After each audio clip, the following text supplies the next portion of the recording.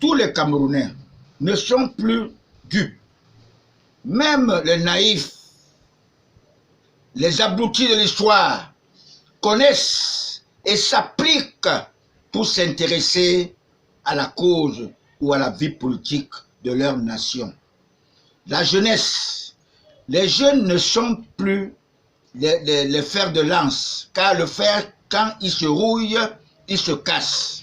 Les jeunes ne sont que nos dignes successeurs dans leur mérite. Nous ne voulons pas les médiocres. Dans la jeunesse camerounaise, avec Paul Biya aujourd'hui, nous aurons les jeunes qui méritent, les jeunes nationalistes, les jeunes patriotes, les jeunes qui luttent pour la cause de leur pays. Pas les jeunes qui seront toujours des aveugles. Et je vous ai dit que la politique n'est pas synonyme de mensonge. La politique est polie.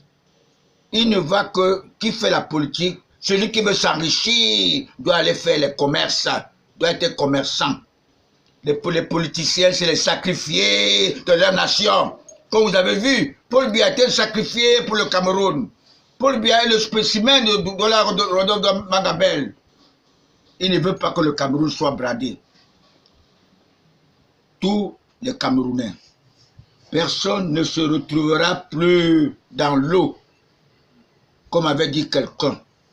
Le RDPC, notre parti, restera toujours premier, avec des alliances véritables, des partis politiques qui ont la crainte de Dieu. Pas des fanfarons, pas des fantômes, pas des gens qui viennent se positionner pour chercher leur place, pour après devenir, n'est-ce pas, chercher à devenir chef de l'État. Pas des partis régionalistes, pas des partis tribalistes que nous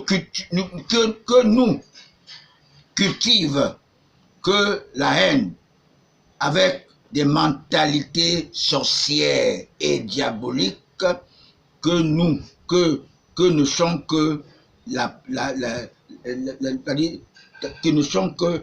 la nourriture, n'est-ce pas, de l'Occident, pour travailler à la cause de l'Occident, pour le profit de la démocratie des grands électeurs, pour que nous demeurions éternellement colonisés dans l'esclavagisme. Je vous rappelle que le Romain Constantin Ier, né en 272, après la mort de Jésus-Christ, l'empereur Constantin Ier, c'est lui qui avait dédouané notre église catholique romaine à la solde du colonisateur. Comme il fut romain, vous savez que la charité bien ordonnée commence par soi-même. Il plaça le siège au Vatican avec un superviseur, le pape, avec ses nonces apostoliques dans tous les États de la planète Terre conquise par le diable en maître absolu.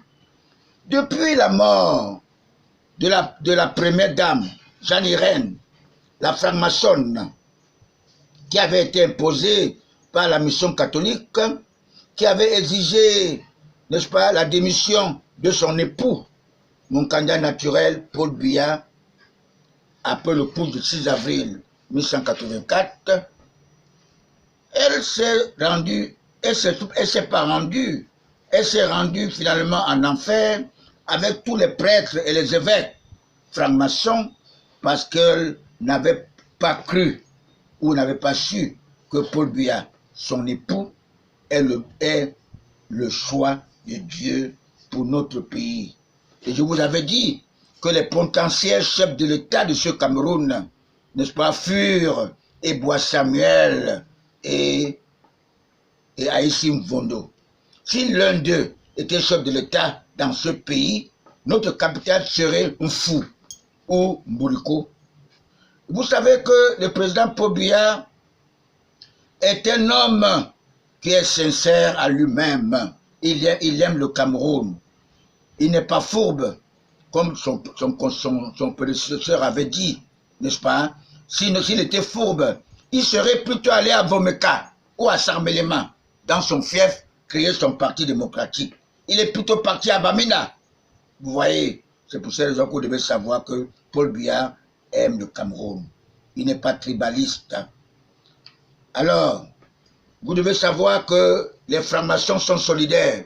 Vous avez vu, Madame Simon Barbeau, elle a été libérée parce qu'elle est franc-maçonne. Vous voyez, notre avocat ici au Cameroun, comment on appelle Ngonkom, n'est-ce pas? Elle plaide la cause des francs-maçons parce qu'elle est franc-maçonne. C'est des gens qui sont très solidaires, ils aiment trop l'histoire de la conquête du pouvoir. Vous avez vu, lors de la Cour constitutionnelle, n'est-ce pas? Les avocats sont venus avec Camto, n'est-ce pas? Il y a eu tout un paquet, c'était un avocatier qui s'est présenté pour défendre, n'est-ce pas? Parce qu'ils sont très solidaires, les francs-maçons. Ils veulent à tout prix que le président Paul Biya quitte, parce que le président Paul Biya est un handicap pour eux.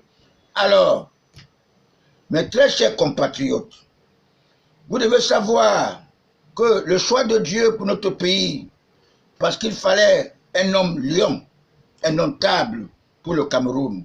Notre parti, le RDPC, est fidèlement devenu l'âme immortelle en remplacement de l'UPC. J'ai rêvé. Je me réjouis et je me félicite d'avoir sollicité en 2016 ce troisième septennat à mon grand frère Paul Biya et que je pardonne ces anti-Biya qui m'ont traité de tous les noms d'oiseaux. Je les pardonne parce qu'ils ne savent pas ce qu'ils font.